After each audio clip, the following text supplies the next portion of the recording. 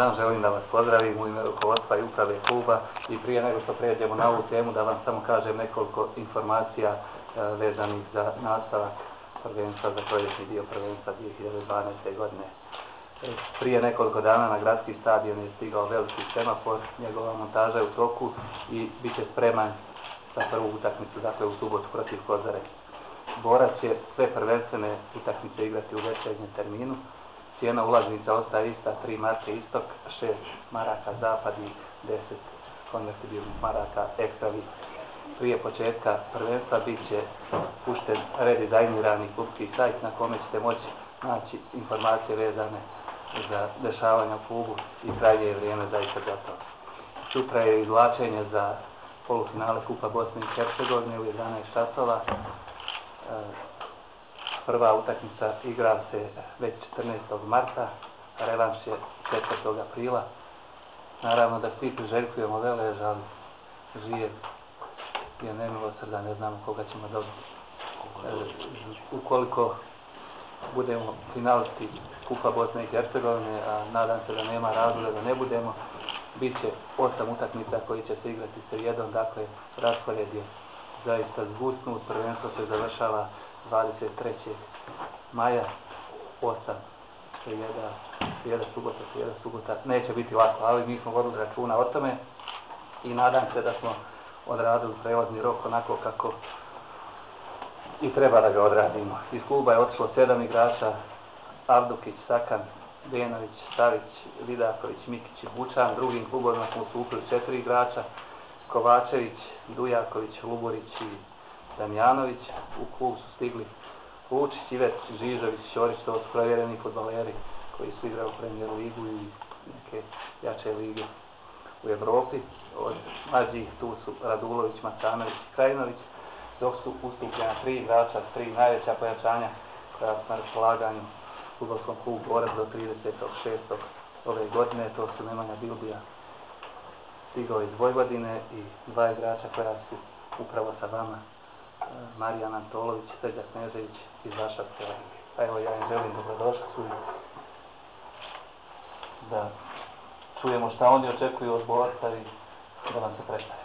Ja bih da kažem da sam srećan što sam došao u ovaj klub, što mi je uopšte dao šansu da dođem, pošto nisam igrao neko vreme tamo standardno i brzo smo se dogovorili na kraju i mislim da će to sve biti dobro. I ja to samo da se zahvalim ljudima iz kluba, iz Borca. Sjajno smo nas očekali i sjajno se organizovano, tako da mislim da neće biti nikakvih problema. Ne bih se htio ponavljati sve što je Srđa rekao, stvarno, mi nismo imali tamo neku veliku minutažu, tražili smo neke posudbe i ljudi iz Borca su se javili. To je možda malo potrajalo, nije se odmah tako riješilo kako Srđa kaže brzo, ali nije bilo do nas. Mi smo odlučili da bi došli vamo i isto što je neko hvala ljudima to što su nam dali povjerenje da probamo tu da napravimo što bolji rezultat svojih 20-ak utakmica danas, koliko će biti tu. I to je to, nema tu šta, ne znači priča. Kako imate informacije o Premier ligi i o ambicijama Borca? Pa znam da je Borac u ove zadnje 2 godine osvajao tu i titul za svoje prvenstvo i kup. Koliko ja znam, liga je dosta zanimljiva, jer sam igrao u Cibali, igrali smo često i prijateljske utakmice, to je nivo sličan kao i Hrvatska liga, mislim i Srpska, to je izuzev Partizana i Dinama, to je sve tu negdje, nema tu neke velike razlike u kvaliteti. Tako da očekujemo da će biti neizvjesno do samog kraja i nadam se da ćemo mi na kraju napraviti što drugi rezultat. Direktor kaže jučer smo pričali tako jednu informaciju, kad smo pričali da je moj otac igrao isto profesionalni nogomet, on je još u bivšoj Jugoslaviji, to je prvu utakmicu odigrao protiv Borca baš. To kad smo pričali kod kuće, tako kaže, moraš da ideš tamo. Što se tiče Marijana i Srđe, mislim da nema potrebe da ih posebno nešto predstavljamo, sigurno da je riječ o 2 vrlo kvalitetna iskusna igrača koja su igrali i Srđe je ligu šampiona. Istina je da zadnjih 6 mjeseci nisu imali veliku minutažu u svom klubu, međutim nema nimalo sumnje da je riječ o vrlo iskusnim i kvalitetnim igračima koji će za nas biti veliko povećanje.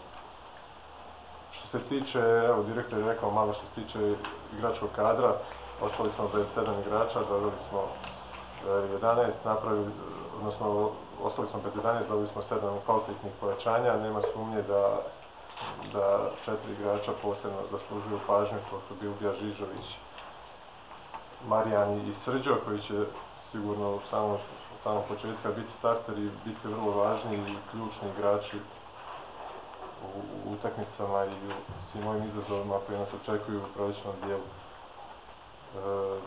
Ja se nadam da smo jači nego, i vjerujem i smatram da smo jači nego jesenas i očekuje nas borba na dva fronta. Mi ne odustajemo ni od titule, u svakom slučaju, aktualni smo prvaci i o tome nema govora, a čini mi se da kroz kup imamo veće šanse da izborimo Evropu. Kada očekujete pravu formu, naravno, kako očekivati odmah? Koliko će trebati vremena? Pa dobro, mi kažemo adaptaciji. Da. Trenirali smo sve, ali nismo igrali 6 mjeseci ali smo igrali do taj njihov drugi tim. Mislim da je ta liga izuzetno jaka, ta njihova druga liga, jer to pratite kako igra prvi tim, tako igra automatski ta druga ekipa. Nas su tu stavljali da igramo, tu smo igrali gotovo standardno. Tako da imamo neku formu, daleko je to od one prave forme. Na primjer, od one moje, kad sam i dolazio u tu legiju, kako su nas doveli tamo iz Partizana i to sve kako. Sve je to bilo dobro i ovako se završilo, ali mislim da ovdje imam dobru šansu da vratim tu neku formu. Mi trenirali smo, u nekom smo ritmu, ali daleko je to od onog još što ja stvarno očekujem i što znam da mogu, ali mislim da je ovo dobra priča i da može to da se bude dobro. Na kojoj poziciji da bi bilo razgovor da se planiraju? A ja sam menjao te pozicije non stop. Ja bih volio da igram tog centralnog štopera, to je moja prirodna pozicija. Ceo život igram, to je u Partizanu sam najbolje igrao tu, ali onda sam igrao i desnog beka i čak i zadnjeg bednog sam igrao nekim utakmicama, tako da nemam problem, mislim da mogu na nekoliko. Ali volio bih štopera da igram, sad koliko je to ovdje, šta kako, to vidjet ćemo se kako će se izgledati. Da li je bilo još kakvi ponuda, osim borci ili sve je prevagno ili bilo? A u mom slučaju je bilo. Bila je onako zanimljiva opcija, ali ja jednostavno, bila je Žilina, Slovačka, Sigma iz Češke, bio jedan klub iz Kazahstana, bila jedna priča iz Turske, stvarno je bilo nekih priča i čak i nekih ponuda konkretnih, ali jednostavno nisam se dogovorio s tim klubovima i kažem kad sam čuo se za borac, to je stvarno priča bila zanimljiva kako je sve to i došlo, jednostavno Marijan je dobio ponudu borca i on mi je rekao dobio sam tu ponudu borca, ja sam rekao pa dobro, znam dosta igrača koji su bili tamo, zbaću da vidim kako je šta, i rekao pitaj tamo za mene da li mogu i ja da dođem, ja bih volao tamo. I on je pitao, onda smo došli u kontakt i brzo smo se dogovorili, posle malo sa Legijom bilo tu dogovaranje, neče borac nam izašao u susret i na kraju sve to lepo završeno. Da, postoji mogućnost poslije tih 6 mjeseci podlemite da recimo ostanete u borcu i... Pa dobro, mi tamo imamo te ugovore još važeće, tako da mi ovdje imamo ugovor, ja mislim do 30. juna, tako nešto, tako da zavisi sve kako se ovdje bude odvijalo.